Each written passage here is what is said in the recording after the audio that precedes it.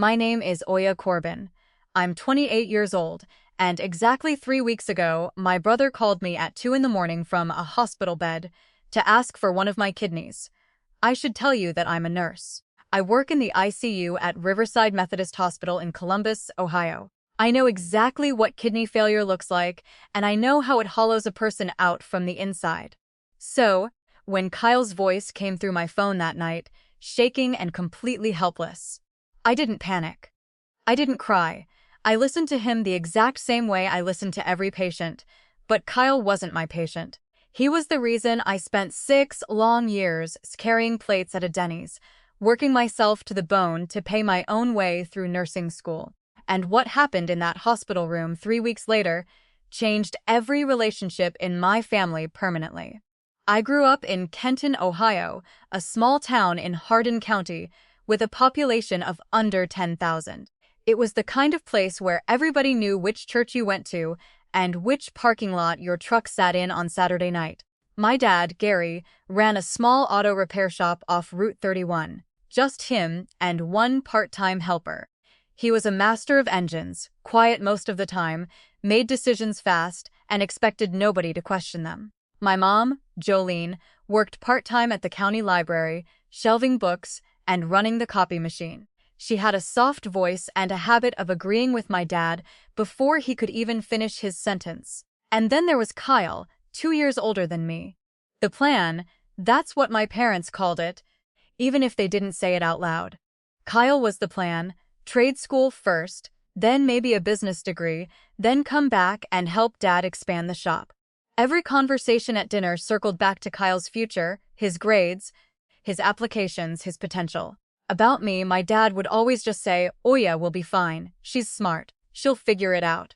That was the entirety of my forecast. I was an A student, and I loved biology. In my junior year, my teacher, Mrs. Redmond, pulled me aside and said, "Oya, you should apply for scholarships. Pre-nursing, premed, you could go so far in science." I went home that night, buzzing with excitement. I shared the news with my mom at the kitchen table, our old oak table, with a long scratch down the middle from where Dad's socket wrench had slipped years ago. Mom just smiled faintly and said, "That's nice, honey." And then she called Kyle downstairs to talk about his college enrollment deposit. There was a college fund, though. My grandmother, a retired schoolteacher, had set up a UTMA custodial account when I was born containing $32,000. Kyle had an account too, but his only had $18,000 because Grandma believed deeply in education, especially for her granddaughter. It was October of my junior year. I was 17, and Kyle was 19. Kyle was 2 months into his first semester at the University of Findlay when I came downstairs after finishing my homework one evening. Mom and Dad were sitting at the oak table. Papers were spread out alongside a single blue pen, but there was no dinner on the stove. Dad looked at me and said, "Sit down. We need to talk about the college fund." In a completely flat, matter-of-fact voice, he continued, "Kyle's tuition is more than we planned. His own fund is running out, and the shop had a slow quarter.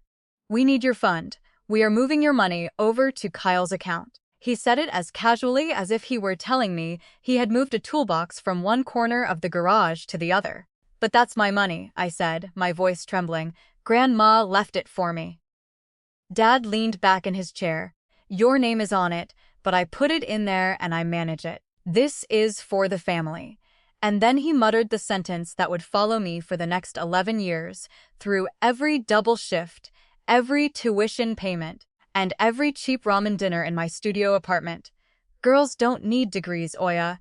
You'll get married. You'll be fine." I looked at my mom. She was staring intently at her own hands. I waited for her to say something, anything. She remained silent. The next morning, I called Dad's older sister, Aunt Linda. She echoed the family line, "Honey, your dad knows best. He does what he does for the good of the family." I was only 17. I didn't know that a UTMA account meant I had legal rights to that money. All I knew was that every person who was supposed to protect me had just decided that I wasn't worth the cost. I signed the papers on the scratched oak table. The pen was blue. The next morning I came downstairs early, my eyes swollen from crying. Mom was pouring coffee, her back turned to me, the radio playing quietly. I sat at the counter and asked the only question I had left. "Mom, did you agree with this?" Without turning around, she set the mug down and said, "Oya, we can only afford one future. Kyle needs this more." She didn't finish the sentence because she didn't have to. I understood perfectly. I had been weighed against my brother on an invisible scale and found lighter, and my own mother had stepped onto his side of the balance to tip it completely. I didn't cry after that morning. I want to be clear about that. I stopped, not because the hurt had faded, but because I realized tears held no currency in that house. Nobody was trading in what I felt. So I traded in something else. Movement. I started applying for jobs that very week. Denny's was hiring for the morning shift. A roadhouse bar outside of town needed a weekend waitress. I mapped it all out on a notebook page. The hours, the wages, what I could save by graduation. I looked up CNA certification programs at the library. I printed scholarship applications on the very copy machine my mom operated every Tuesday at the library. She saw the papers in my backpack once, but she never asked about them. I'd love to tell you I had a righteous moment, some grand speech where I told my parents exactly what they had done. I didn't. I was 17, I was outnumbered, and the people who were supposed to fight for me had already decided I wasn't worth the investment. So, I built my own cost sheet. I finished my junior year, then my senior year. The week after graduation, I packed 2 suitcases, moved into a studio apartment above a laundromat on Main Street, and started carrying plates for tips. My mother chose silence. I chose movement. That studio apartment cost $425 a month. It was 1 room, a hot plate, and a bathroom with a shower stall so narrow I had to turn sideways to get in. The laundromat underneath shook the floor every time the spin cycle kicked on. Waiting tables taught me 2 things: how to carry 4 plates at once, and how to smile at people who thought I was beneath them. The second skill turned out to be far more useful than the first. I earned my CNA certification at 19 through a 12-week program at the community college in Findlay, the exact same town where Kyle was spending my money on textbooks he barely opened. I started picking up shifts at Sycamore Glen, a local nursing home. Elderly patients, 12-hour shifts, bed baths, vitals, feeding and repositioning heavy bodies every 2 hours.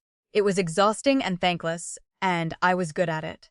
I opened a savings account at Huntington Bank and put away everything I could, $41 week, $60 the next, sometimes just $12. I applied for the Ohio Nurses Association's scholarship and wrote my essay about my grandmother, a schoolteacher who believed her granddaughter deserved a classroom of her own. I won $4,000 a year. Not enough to cover tuition, but enough for textbooks and scrubs. The rest came from student loans and more heavy plates. I didn't call home for 14 months after moving out. Mom texted twice, once on my birthday, once on Christmas, and I replied with a single smiley emoji both times. Dad didn't text at all. Kyle sent a meme about waitresses in November. I didn't reply. When I turned 22, I got accepted into the BSN, Bachelor of Science in Nursing, program at Ohio State University. I drove to Columbus with everything I owned, packed into the back of a beat-up Honda Civic I bought for $2,000 cash off Craigslist, its check engine light permanently blinding the dashboard. I studied during the day and worked nights as a hospital aide at Riverside Methodist. 3 hours of sleep was a good night. 4 was an absolute luxury. Graduation came in May of 2024. I was 26. I walked across the stage at the Schottenstein Center in a cap and gown I had paid for entirely by myself.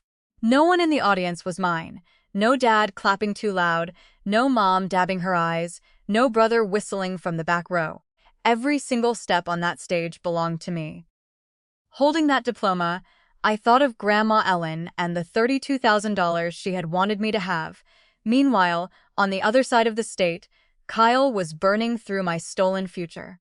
He changed his major 3 times, joined a fraternity, and drank most weekends, then most weeknights. He graduated after 5 years with a 2.3 GPA and a degree he would never use. He moved back to Kenton, tossed his things into his childhood bedroom in Mom and Dad's basement, and started working the counter at an O'Reilly Auto Parts store. He was 23, living directly underneath the kitchen table where I had signed away my life. Dad would still defend him, saying, "He just needs time. Forget the daughter. Cover for the son." The same old pattern. But during those years, something was happening inside Kyle that no one noticed. He was constantly exhausted, his ankles swelled, and he went to the bathroom non-stop.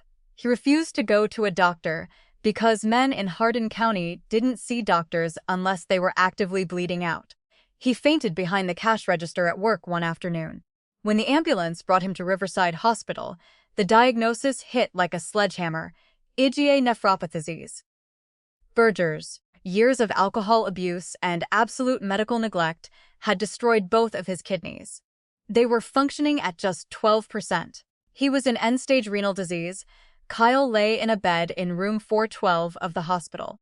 His skin carried a distinct gray-yellow tint that I had seen on dozens of patients in the ICU, the hallmark of kidneys that have entirely given up. Next to his bed, a dialysis machine hummed rhythmically. "Nice scrubs," he muttered weakly when he saw me walk in. I didn't laugh. I spoke with his doctors, reviewed his charts, and agreed to undergo an HLA compatibility panel test. The results were clear. I was a near-perfect match for my brother. When I sat in my car in the parking garage and called my dad to tell him, his very first words were, "Thank God. When can they schedule the surgery?" He didn't ask how I felt. He didn't ask if I was okay or if I was ready. To him, it was as simple as scheduling an oil change for his truck. The next morning, Mom called. "Oya, blood is blood. He's your brother. You can't let him die over old grudges." Old grudges. 11 years of stolen money, abandoned dreams, and complete family exile, dismissed as a petty playground argument. 2 days later, Dad showed up at my apartment uninvited. He sat on my couch, with diesel stains on his boots, and said, "The whole church is praying for Kyle. Oya, just say yes. Stop making everything about you. My kidney, my body, my career, my recovery time." And according to them, I was the one making it about myself. That weekend, I drove down to Kenton. The house was empty because Mom and Dad were up in Columbus, visiting Kyle. I retrieved the house key from under the ceramic frog on the porch, where it had sat since I was 12. I went into my old bedroom, which had been converted into a cluttered storeroom. Digging through Kyle's old high school desk, I found a cream-colored envelope hidden at the bottom of a drawer. It bore a Huntington Bank logo and a postmark from March 2016, the exact month and year I turned 18. It had never been opened. I slid my finger under the flap and read the letter. It stated that the UTMA account under the name of Oya M. Corbin had reached maturity, and as the legal beneficiary, I was invited to the nearest branch to claim my funds. But the account had been emptied when I was 17 under false pretenses. And when I finally turned 18 and became the legal owner of that money, my parents intercepted the bank's notification from the mailbox and buried it in a drawer. They knew. They had always known what they did was illegal. On Saturday, I called for a family meeting in Kyle's hospital room. Mom sat in the vinyl chair clutching her rosary. Dad stood by the window with his arms locked tightly across his chest, and Janet, an independent hospital social worker, stood by the door to ensure there was no family coercion. The moment I walked in, Dad barked, "Good, let's get this moving." I reached into my bag, pulled out the faded Huntington Bank envelope, and dropped it onto Kyle's overbed tray table. "This letter is from 2016, Dad, the year I turned 18. It says, Grandma's money was legally mine the moment I became an adult. You manipulated a 17-year-old girl into signing it away, and when the bank tried to inform me, you stole this letter from the mailbox and hid it." Mom's hand flew to her mouth. Dad's face drained a Cussler. "We did what we thought was best for this family," he growled. "You did what was best for Kyle," I corrected him, my voice completely level and clinical. "I am not asking for the money back. The account is closed, the statute of limitations is passed, and the money is gone. But before I schedule a surgery to slice open my body and give a piece of myself to this family, I have 2 conditions. The room became suffocatingly quiet. First condition, Dad, you will look me in the eye and tell me you were wrong. Not wrong about the degree thing. You already tried that transaction and it failed. You will admit you were wrong about me. You will admit that you decided a 17-year-old girl's future didn't matter simply because she was a girl. Second condition, Kyle, you will commit to a sobriety plan, ongoing counseling, and absolute accountability to your own health. Because if I hand over an organ to you and you drink yourself back into kidney failure, I will not survive that weight. Dad's face flushed a violent red. This is blackmail. You are blackmailing your own brother's life for a goddamn apology. Before he could yell any further, a voice cut through the tension from the bed. Dad, stop. It was Kyle. For the first time in 30 years, Kyle had interrupted Gary Corbin. He pulled himself up against the pillows, the dialysis lines swaying beside him. She isn't blackmailing anyone, Dad, Kyle said, his voice raw but sharp. She's asking you to do the one thing you've never done in your life. Admit you were wrong about her. Dad stared at his son, his investment, his plan, the boy who got the money, the degree, the basement protection, and every single second chance this family had to offer. And that very son was telling him he was wrong. I watched Dad's face crack. The anger melted into something I had never seen on Gary Corbin's face before.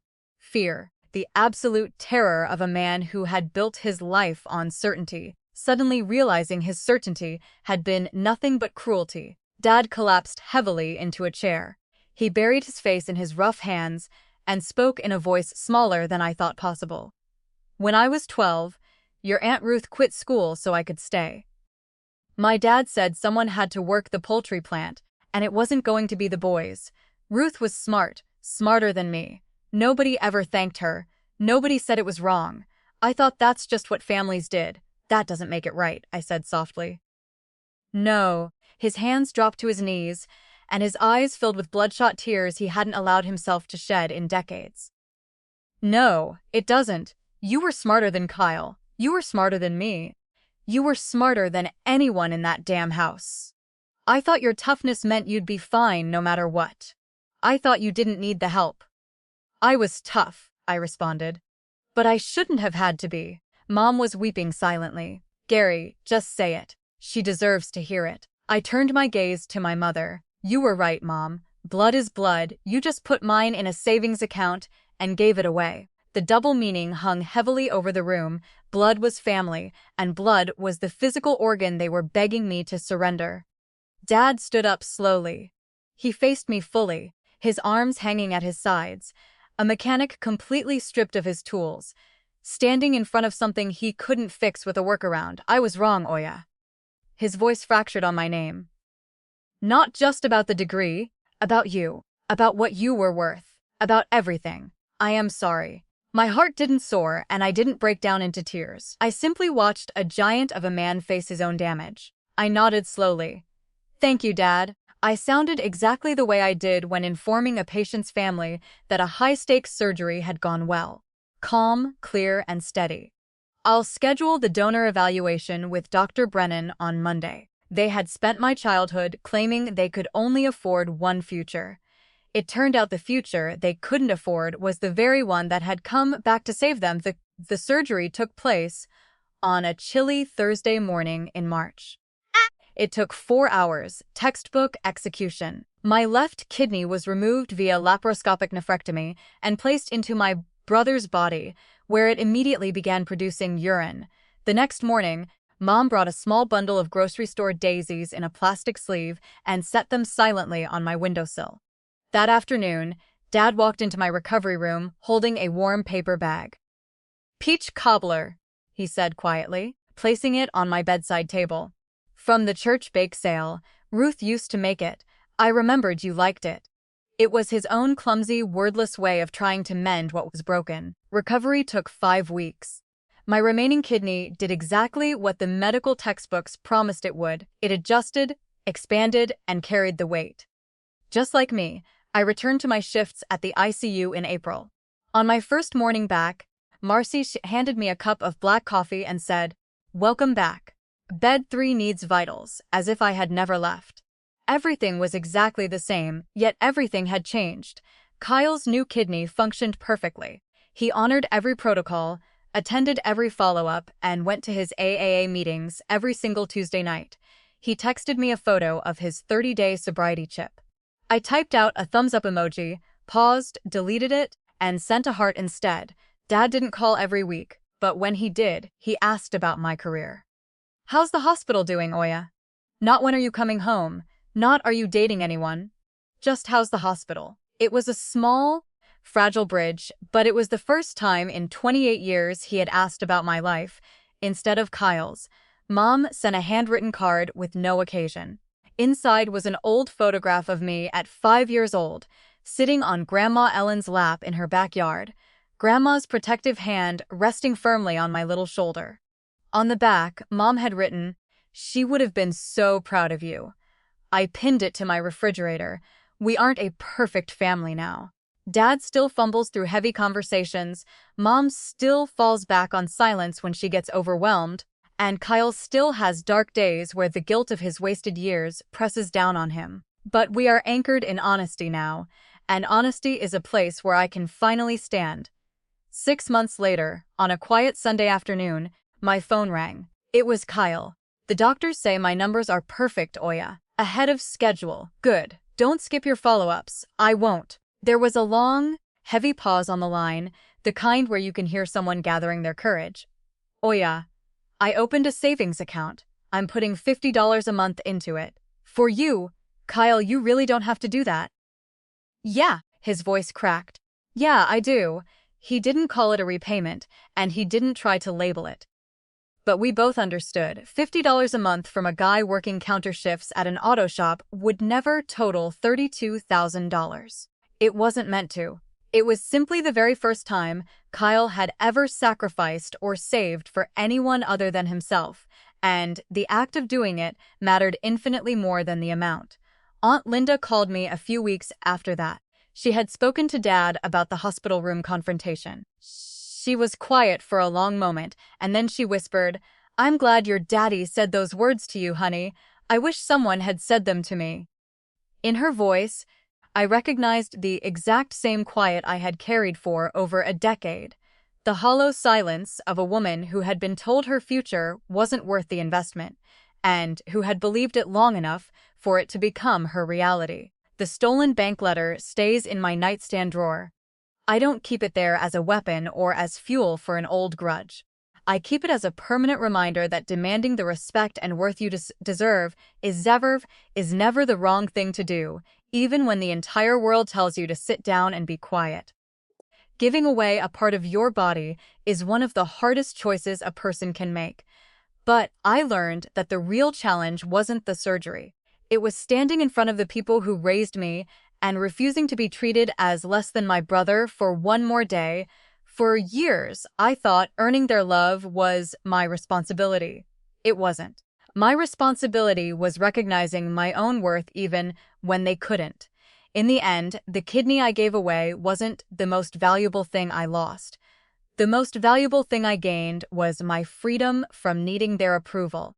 Because if you never find the courage to demand the respect you deserve, you'll spend your entire life living as only a fraction of who you could have been.